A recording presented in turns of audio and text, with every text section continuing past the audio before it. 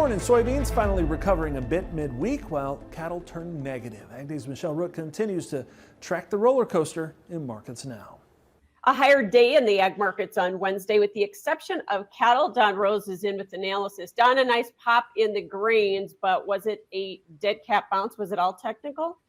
Yeah, I think when you look at the market in the rearview mirror, no doubt what we've done after this crop report is we've sunk down to some new levels. I think it's a new lower trading range. So March corn still trying to hold above that 410 August 14th low. But on the upside, can it get over the 435 before that was the low end of the range? So call it a new trading range on corn, similar on the soybeans, and the similar on the wheat down at some value.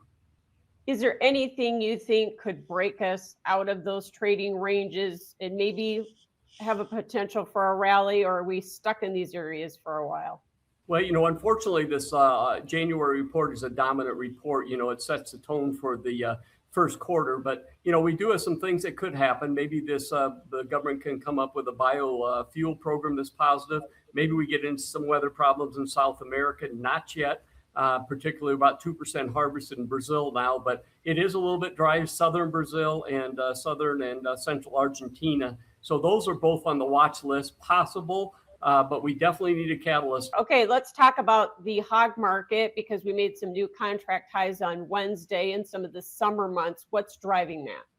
Yeah, most definitely. We made new contract highs in the June, July, and August hogs. Very positive. It's the disease standpoint. A lot of disease out here.